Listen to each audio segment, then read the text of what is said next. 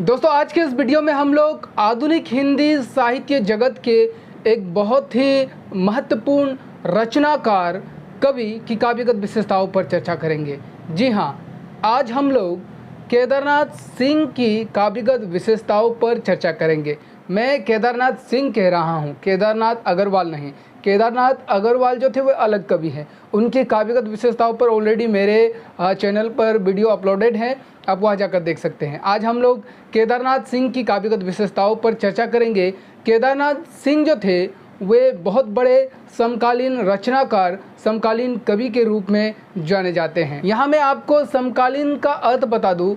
समकालीन शब्द का सामान्य अर्थ होता है एक ही समय का, जिसे अंग्रेजी में कंटेम्पररी भी कहा जा सकता है। ठीक है, अर्थात उस समय के बारे में, उस अवधि के बारे में बताना जो हाल ही में घटित हो रही है, उस समस्या के बारे में बताना जो अभी घटित हो रही है, उसी को हम लोग समकालीन या फिर सामयिक भी कह सकते हैं। तो चलिए आज हम लोग केदारनाथ सिंह की काव्यगत विशेषताओं को एक एक कर बहुत ही बारीकी के साथ में देखते हैं, समझते हैं। मैं आपको समझाने के साथ साथ में इसका नोट्स भी प्रोवाइड करा रहा हूं, वीडियो भी चलता रहेगा और साइड बाय साइड आपको नोट्स भी मिलता रहेगा। लेकिन आप सभी से गुजारिश है कि पहले चीज़ों को समझ लीजिए। नोट्स तो आप बाद में भी दोबारा से आकर स्क्रीनशॉट करके ले सकते हैं। तो चलिए आज के विषय को शुरू करते हैं। विषय को शुरू करने से पहले नमस्कार दोस्तों, दिस इज सागर विश्वकर्मा और आप सभी का मेरे way to learning SB channel में बहुत बहुत स्वागत है। तो सर्वप्रथम आप लोग प्रस्तावना लिखिए। प्रस्तावना में लिखिए कि केदारनाथ सिंह का जन्म जो है वो 7 जुलाई 1932 को चकिया नामक गांव, जिला बलिया जो कि उत्तर प्रदेश में स्थित है, वहां पर इनका जन्म हुआ था। केदारनाथ सिंह समकालीन के प्रमुख कवियों में से एक है। इन्होंने काशी हिंदू विश्वविद्यालय से एमए की परीक्षा उत्तीर्ण की और पश्चात इन्होंने बिंब विधान पर पीएचडी भी किया।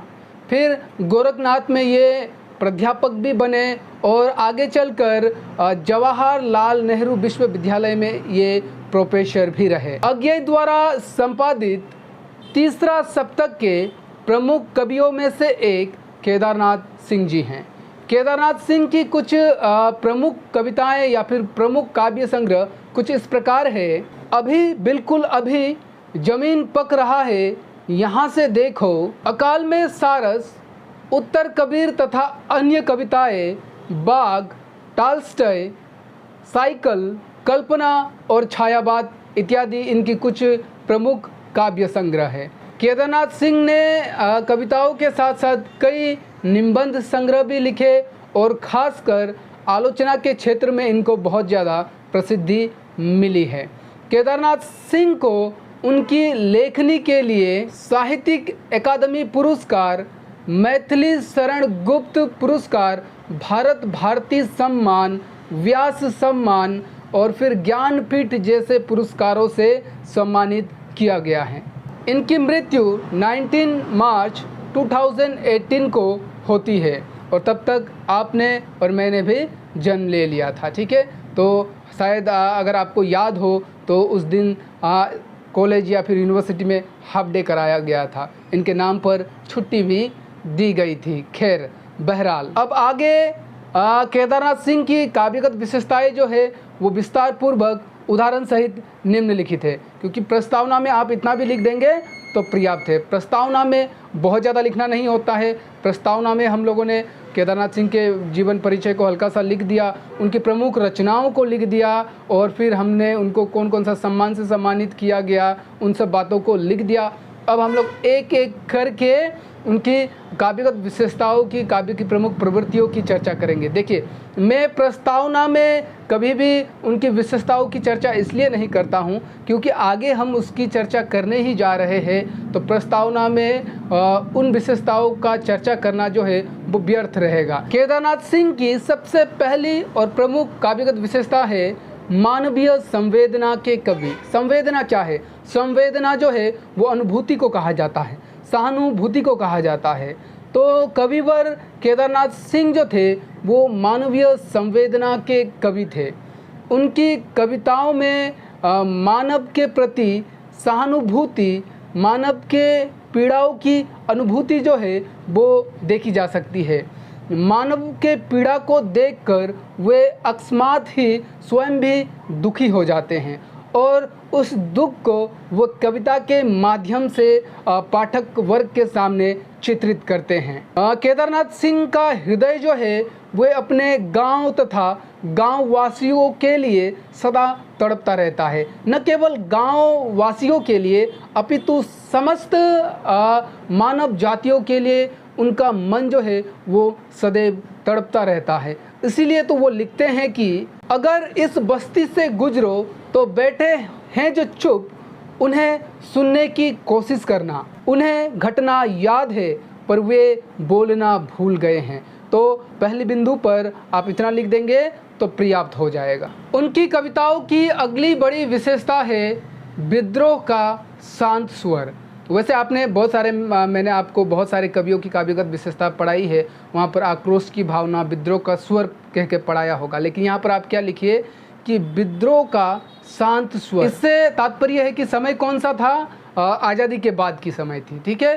तो मोह भंग का समय था। देश के जनताओं ने बहुत सारे सपने संजोए थे, लेकिन वो सारे सपने टूट गए। अब देश अपने ही लोगों के शासन में था, लेकिन अपने ही लोगों के शासन में होते हुए भी सामाजिक व्यवस्था जो थी, जो पिछड़े वर्ग थे, जो निम्न वर्ग थे, उनकी पीड़ा कम नहीं हुई। तो इस सब को देखकर उनके मन से विद्रोह का स्वर तो उत्पन्न होता है। वो विद्रोह तो करते हैं, लेकिन अन्य कवियों की भांति नहीं। अन्य कवियों की विद्रोह स्वर में आपको उथल पुथल देखने को मिल सकता है, लेकिन जब केदारनाथ सिंह की कविताओं को आप देखेंगे, उन्होंने व्यवस्था के प्रति, सामाजिक व्यवस्था के प्रति, राजसत्ता के प्रति, समाज के ठेकेदारों के लिए भी उन्होंने विद्रोह जो है वो किया है, परंतु वो बहुत ही शांत रूप से विद्रोह करते हैं। हम ऐसा कह सकते हैं कि शांति और संयम को बनाए हुए वो विद्रोह करते हैं। भाषा का संयम क्या होता है वो जानते थे, तो बहुत ही चुनिंदा शब्दों का प्रयोग कर किसी को डायरेक्टली प्रत्यक्ष रूप से ठेस न पहुंचाकर वो जो है विद्रोह किया करते थे। तो इस पर अगर आपको उदाहरण लिखना होगा तो आप लिख सकते हैं कि प्याली टूट पड़ी है, गिर पड़ी है चाय, साइकिल की छाए में सिमटी खड़ी है गाय, पूछता है एक चेहरा दूसरे से मौन, बचा हो साबुत ऐसा कहाँ है वो कौन। तो देखा आपने कि बड़े ही शांति और संयम को धारण करते हुए उन्होंने इन पंक्तियों में विद्रोह किया है। केदारनाथ सिंह की अगली काव्यगत विशेषताएं हैं लोक कवि। लोक से आप क्या समझते हैं? लोक का मतलब लोगों से है, तो वे लोगों के कवि थे, जनसाधारण के कवि थे। तो उनकी कविताओं में लोक धुनों की मिठास जो है वो आप देख सकते हैं। केदारनाथ सिंह जो थे उन्होंने अपनी कविताओं में शहरी और ग्रामीण जीवन का यथार्थ चित्रण जो है वो किया है। केदारनाथ सिंह अपने कविताओं के लिए जो कच्चा माल था वो लोक से ग्रहण करते हैं। अगर आपको कच्चा माल समझ में ना आया हो तो समझा दूँ, ये कच्चा माल आपने समाचार पत्र पर सुना होगा कि देखिए, अगर मैं एक संपादक हूँ, मैं एक एडिटर हूँ, तो मेरे लिए जितने भी रिपोर्टर्स हैं, जितने भी पत्रकार हैं, वो लोग अगर समाचार जो है वो इकट्ठा करके लाएंगे और मैं उस समाचार को देखूंगा, उससे कौन सा समाचार जो है वो समाचार पत्र में छपने लायक है, मैं उसको पिक करूंगा, उस समाचार को छांटूंगा। छांटने के बाद मैं उसमें एडिट विडिट करके फिर उसको मैं न्यूज़पेपर पे छापूंगा। तो जो मैंने पत्रकारों से लिया वो मेरे लिए कच्चा माल है, ठीक है। और अब उसको जब मैं छाप कर लोगों तक पहुंचाऊंगा, जन संचारित करूंगा, तो वो पक्का माल बन जाएगा। तो कच्चा माल मतलब कि अपनी कविताओं के लिए जो विषय जो थे वे लोक से लेते थे, लोगों से लेते थे, किसी गांव से लेते थे, किसी शहर से लेते थे, प्रकृति से लेते थे, ठीक है। तो वो लोक के कवि थे और अपने कविता के लिए वो जो विषय था, कच्चा माल जो था, वो भी लोक से ही ग्रहण करते हैं। उन्होंने अपनी कविताओं में लोकगीत, लोक कथा, ग्रामीण परिवेश, सांस्कृतिक, लोक विश्वास, लोक मूल्य, लोक रूढ़िवाद तथा परंपरा आदि का, इन सब विषयों का मनमोहक चित्रण जो है उन्होंने किया है। तो हम ऐसा कह सकते हैं कि केदारनाथ सिंह जो थे वे जनसाधारण के कवि थे, वो लोगों के कवि थे, वो मानव के कवि थे, मानव संवेदना के कवि थे। तो इस बिंदु पर अगर आपको उदाहरण लिखना होगा तो आप लिख सकते हैं कि मेरे शहर के लोग, ये कितना भयानक है कि शहर की सारी सीढ़ियां मिलकर जिस महान ऊंचाई तक जाती है वहाँ कोई नहीं है। तो पंक्तियों को ध्यान से पढ़कर समझने का प्रयास करिए, बहुत कठिन नहीं है। केदारनाथ सिंह की भाषा जो है वो बोलचाल की भाषा है, उनकी भाषा को सुनकर पढ़कर ही समझ में आ जाता है। तो यहाँ पर उन्होंने लोगों के पीड़ाओं का चित्रण किया है। उनकी अगली प्रमुख काव्यगत विशेषताएं होगी उम्मीद की किरण, या फिर आप आशा की झलक भी लिख सकते हैं। जी हाँ, केदारनाथ सिंह उम्मीद के कवि थे। मैंने पहले भी आपको बताया कि समय जो था वो मोह भंग का चित्रण का समय था, आज़ादी के बाद की समय थी। तो आज़ादी के बाद जो मोह भंग हुआ उसका चित्रण तो इनकी कविताओं में अवश्य मिलता ही मिलता है, लेकिन वे आशा नहीं हारते, वे निराशा में भी आशा रखते हैं। यहाँ जितने भी मेरे दोस्त वीडियो देख रहे हैं, मैं आपसे एक प्रश्न पूछना चाहूँगा, आप लोग कमेंट करके उत्तर दीजिए कि मोह भंग के सबसे बड़े कवि जो थे वो कौन है? ऐसे कौन से कवि हैं जिनकी कविताओं में मोह भंग का चित्रण जो है वो सबसे अत्यधिक मात्रा में हुआ है? आप लोग मुझे कमेंट करके बताइएगा। केदारनाथ सिंह की बात करें तो उनकी कविताओं में भी मोह भंग का चित्रण हुआ है। उन्होंने भी शांत रूप से विद्रोह तो किया है, लेकिन उन्होंने कभी भी आशा नहीं हारी। ठीक है, उन्होंने कभी भी उम्मीद नहीं हारी। उनकी कविताओं को पढ़ने से एक उम्मीद की झलक जो है वो देखने को मिलता है, आशा की झलक देखने को हमें मिलती है। और जब पाठक वर्ग उनकी कविताओं को पढ़ते हैं तो कहीं ना कहीं उनके अंदर भी उम्मीद की किरण जो है वो जागती है। तो उदाहरण सहित आप लोग लिख सकते हैं कि दरवाजे खुले रखो, वे लौट सकते हैं, उम्मीद मत रखो, बस उन्हें खुला छोड़ दो। दरवाज़ों का खुला होना खुद एक उम्मीद है। तो देखिए उनकी ये पंक्तियाँ जो है इस बिंदु के लिए बिल्कुल सटीक बैठती है। यहीं पर आप लोग और एक उदाहरण लिख सकते हैं कि अंत में मित्रों इतना ही कहूँगा कि अंत एक महज मुहावरा है। मतलब कि कोई चीज़ जो है वो अंत नहीं होती, बल्कि अंत जो है वो एक प्रारब्ध है, एक प्रारंभ है। जहाँ कहीं अंत हो रहा है इसका मतलब है कुछ शुरुआत होने को है। तो अंत चीज़ नाम का कोई चीज़ नहीं होता है अंत, बल्कि अपने आप में एक प्रारंभ होता है। उनकी अगली सबसे बड़ी काव्यगत विशेषताएं है यथार्थ चित्रण। जी हाँ, केदारनाथ सिंह की कविताओं में यथार्थ का अद्भुत चित्रण हमें देखने को मिलता है। यथार्थ के विषय में केदारनाथ सिंह स्वयं कहते हैं कि कविता रियलिस्टिक नहीं हो सकती, पर यथार्थ के बिना वो रह भी नहीं सकती। कहने का तात्पर्य कि कविता तो आप सभी को पता होगा कि काल्पनिक होती है। कुछ कुछ कविताएं जो होती है वो कवि उसको स्वयं अनुभूति करके स्वयं देखकर वो लिखता है, उसमें वास्तविकता होती है। लेकिन ज़्यादातर अधिकतर कविताएं जो है वो काल्पनिक होती है, कवि उसे कल्पना करके लिखता है। जैसे आपने एक बहुत बड़ी कहावत तो सुनी होगी कि जहाँ ना पहुँचे रवि वहाँ पहुँचे कवि। तो कवि उस जगह पर भी पहुँच जाता है जहाँ सूर्य की किरण जो है वो नहीं पहुँच पाती है। कहने का मतलब कि कवि की कल्पना शक्ति वहाँ तक भी पहुँच जाती है जहाँ सूर्य की किरण नहीं पहुँच पाती।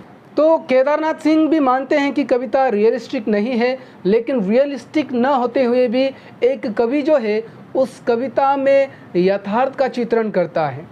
बिना यथार्थ के चित्रण की कविता नहीं हो सकती। वो कवि फिर ऐसा मानते हैं कि वो जो भी जिस भी विषय पर कविता लिखेंगे, भले ही वो काल्पनिक हो, लेकिन उसमें सच्चाई, वास्तविकता का जिक्र जो है वो करते हैं। वो किसी समाज की समस्या पर कर सकते हैं, मानवीय समस्या पर कर सकते हैं, प्राकृतिक सौंदर्य पर कर सकते हैं, लेकिन उसमें यथार्थ की बोध जो है वो होती है। केदारनाथ सिंह की कविताएं जो है वो समाज की हर छोटी बड़ी समस्या का यथार्थ चित्रण जो है वो कराती है।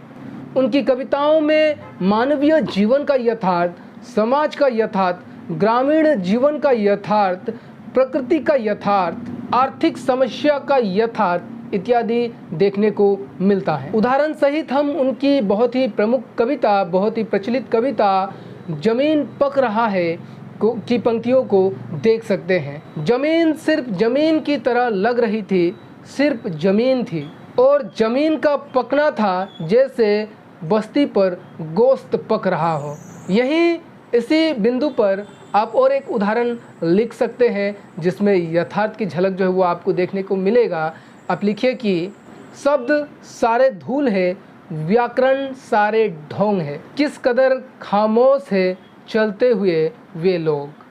तो इन दोनों उदाहरण को आप लिख सकते हैं, या फिर अगर समय का अभाव हो या फिर याद करने में कठिनाई हो तो आप एक उदाहरण को भी लिख सकते हैं। यहाँ मेरे बहुत सारे सब्सक्राइबर ये पूछते हैं मुझसे कि सर ये जो आप उदाहरण लिखाते हैं इनको कैसे याद किया जाए।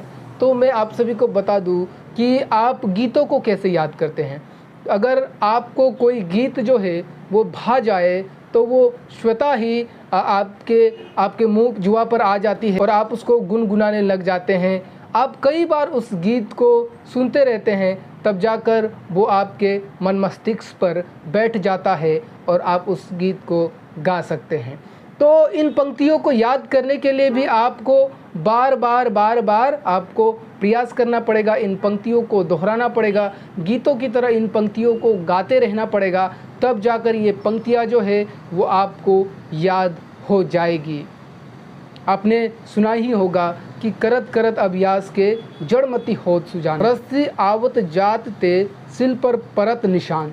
तो मतलब कि बार बार निरंतर अगर आप प्रयास करेंगे तो आपको याद हो जाएगी। और प्रयास करने का तरीका क्या है कि इन पंक्तियों को आप सुंदर से लिख लीजिए, अपने पढ़ने वाले टेबल पर उसको रखिए, शीशे के नीचे रख दीजिए या फिर दीवार पर कहीं टांग दीजिए, या फिर आप बढ़िया से लिख के उसको अपना मोबाइल का एज ए वॉलपेपर आप उसको यूज़ कर सकते हैं। बार बार कोई चीज़ आपके आँख के सामने रहेगी और आप उसको दिन में 2-4 बार आप उसको पढ़ लीजिए, रीड कर लीजिए, बिल्कुल पढ़ने की इच्छा के साथ में। ऐसा नहीं है कि सर ने पढ़ने को कहा तो लिया और रीडिंग किया छोड़ दिया। थोड़ा सा याद करने की इच्छा शक्ति के साथ में आप उसको पढ़िए। अगर आप उसको इस तरह से पढ़ेंगे तो डेफिनेटली ये उदाहरण, ये कोटेशन आपको बिल्कुल याद हो जाएगा।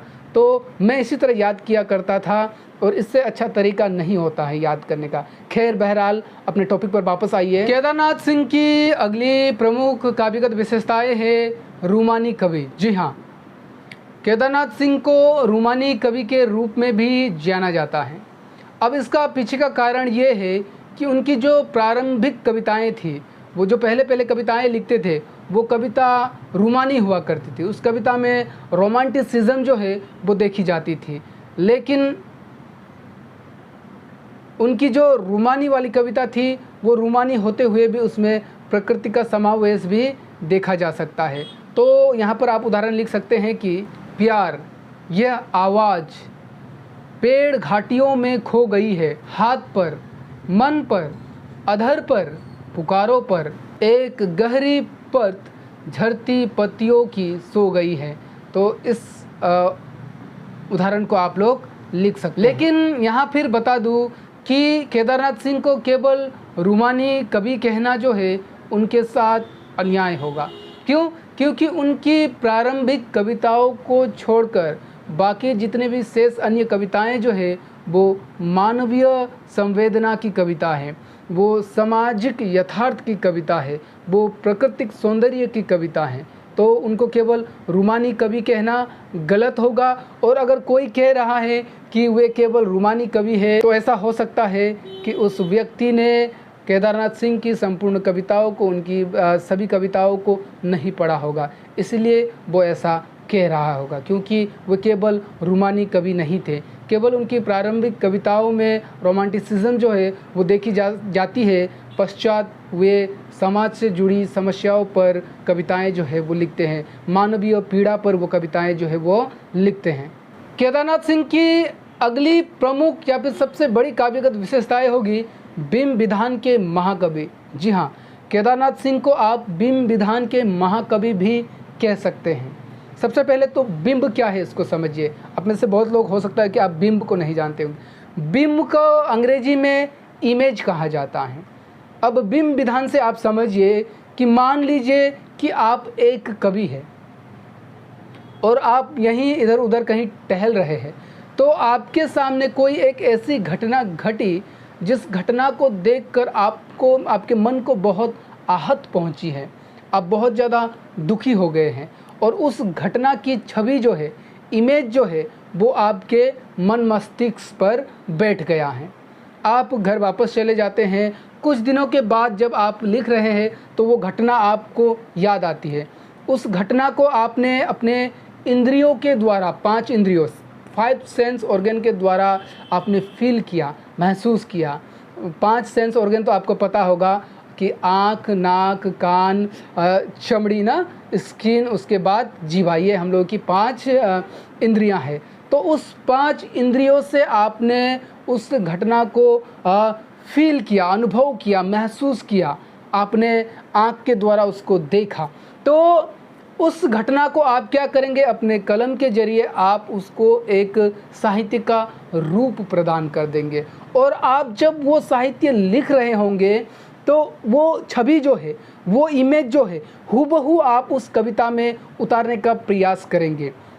उसका चित्र से मेरा मतलब ये नहीं है कि आप डायरेक्टली उस घटना का ड्राइंग जो है वो बनाएंगे, मतलब कि आप ऐसे शब्दों का प्रयोग करेंगे, उस शब्दों को पढ़ते ही वो छवि जो है, वो नज़ारा जो है, वो इमेज जो है आपको भी दिख रहा होगा और आपके पश्चात जो पाठक वर्ग उस कविता को पढ़ेंगे तो आपने उस कविता में जिस बिंब को प्रतिबिंबित किया है उसको वो पाठक भी अनुभूति करेगा, उस इमेज को वो पाठक भी महसूस कर पाएगा, ठीक है, अनुभूति कर पाएगा। तो उसी को बिंब विधान कहा जाता है।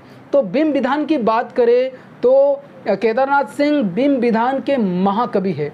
इसका पीछे का कारण ये भी है कि उन्होंने बिंब विधान पर पीएचडी भी किया हुआ है, तो वो उनको इन सब बिंब विधान का बहुत बारीकी से नॉलेज था, बारीकी से ज्ञान था। की कविताओं को जब भी कोई पाठक पढ़ता है तो वो स्वयं उसमें छिपी बिंब को वो अनुभूति करता है, उसमें प्रतिबिंबित बिंब को वो क्या करता है, फील करता है, अनुभूति करता है, ठीक है, उसको वो महसूस करने लगता है। यह शक्ति जो है वो केदारनाथ सिंह की कविताओं में है।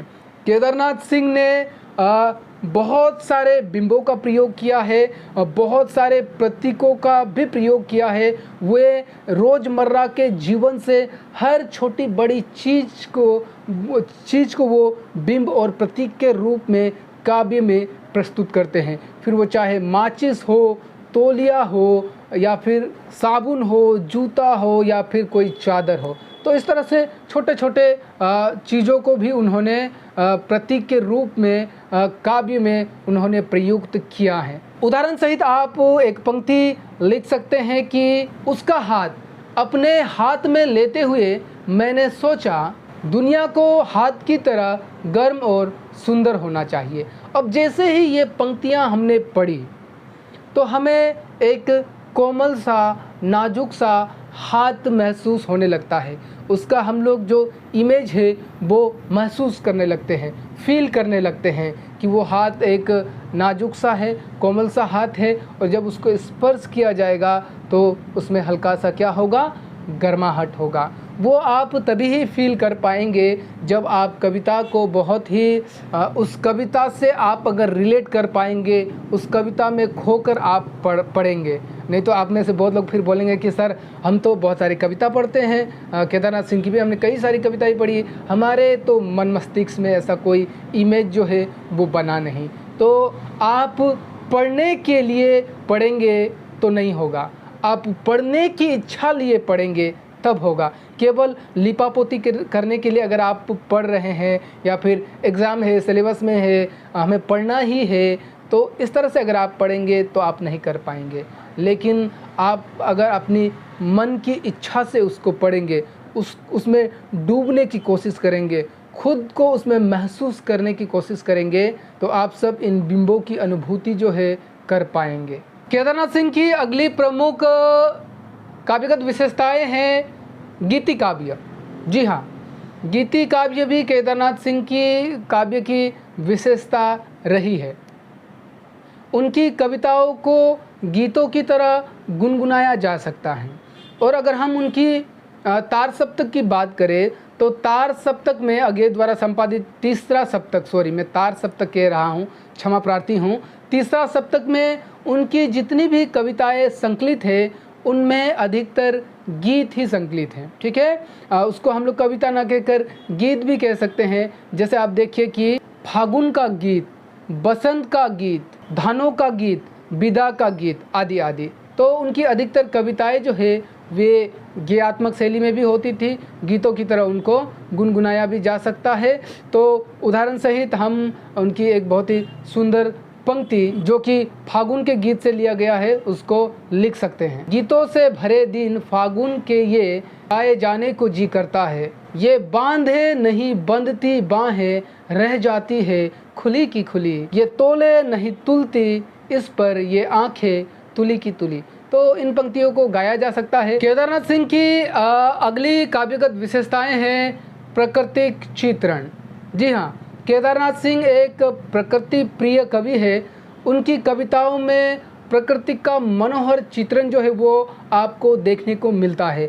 और न केवल प्राकृतिक सौंदर्य, अपितु उन्होंने कोई भी विषय पर कविता लिखी हो उस कविता को आप ध्यान से पढ़ेंगे तो कहीं ना कहीं वहाँ पर आपको प्रकृति का समावेश जो है वो देखने को अवश्य मिलेगा। फिर वो चाहे सामाजिक व्यवस्था पर जुड़ी कोई कविता हो, मानवीय संवेदना से जुड़ी कोई कविता हो, वहाँ पर भी आप प्रकृति से उठाए गए कुछ शब्दों को आप देख पाएंगे। कहने का तात्पर्य कि वे प्रकृति का समावेश कर कविता जो है वो लिखा कर। तो यहाँ पर अगर आपको उदाहरण लिखना होगा तो उनकी कविता अंधेरे पाख का चांद की पंक्तियों को आप लिख सकते हैं कि जैसे जेल में लालटेन चांद उसी तरह एक पेड़ की नंगी डाल से झूलता हुआ और हम यानी पृथ्वी के सारे कैदी खुश कि चलो कुछ तो है जिसमें हम देख सकते हैं एक दूसरे का चेहरा। तो ये देखिए, इस पे उन्होंने यथार्थ चित्रण किया है, समाज की यथार्थ चित्रण की है, ठीक है, व्यवस्था की यथार्थ चित्रण की है, लेकिन इन्होंने यहाँ पर प्रकृति का समावेश भी कर दिया है। चलिए अब अंतिम बिंदु लिखते हैं भाषा शैली। भाषा शैली की बात करें तो केदारनाथ सिंह की कविताओं में बिंबमयता, वैचारिकता या फिर सहजता, ये तीनों जो है उनकी भाषा की बहुत ही प्रमुख गुण जो है वो है। केदारनाथ सिंह शब्दों का प्रयोग जो है वो बहुत नाप तोल कर करते हैं। नाप तोल कर करने का मतलब कि आपने उनकी कविताओं को पढ़ा होगा कि वो व्यर्थ में नहीं लिखते हैं, वो उतना ही लिखते हैं जितनी आवश्यकता है। मतलब बहुत ही शब्दों का चयन जो है वो बहुत सोच समझ कर उसको नाप तोल के वो करते हैं। वे बोलचाल की भाषा का प्रयोग करते हैं क्योंकि वो ग्रामीण परिवेश से बिलोंग करते थे और उनकी भाषा में आपको भोजपुरी का प्रभाव जो है, इफ़ेक्ट जो है वो भी देखने को मिलेगा। बस केदारनाथ सिंह की काव्यगत विशेषता पर अगर आपसे परीक्षा में प्रश्न पूछा जाए तो आप इतना लिख देंगे तो पर्याप्त है। वैसे मैं यहाँ आपको बता दूँ कि ऐसा नहीं है कि मैंने केदारनाथ सिंह की सभी काव्यगत विशेषताओं की चर्चा की, और बहुत सारे बिंदु या फिर काव्यगत विशेषता जो है वो निकल कर आ सकती है, लेकिन प्रमुख जो विशेषताएं हैं उस पर हम लोगों ने चर्चा कर ली। ठीक है, तो आपके सेमेस्टर एग्ज़ाम के पॉइंट ऑफ व्यू से इतना पर्याप्त होगा और इस तरह से आप लिख कर आएंगे तो आपको फुल मार्क्स दिया जाएगा। फुल मार्क्स सभी दिया जाएगा अगर वर्तनी में कोई गलती ना हो। अगर वर्तनी में गलती है तो फिर अवश्य ही काटा जाएगा।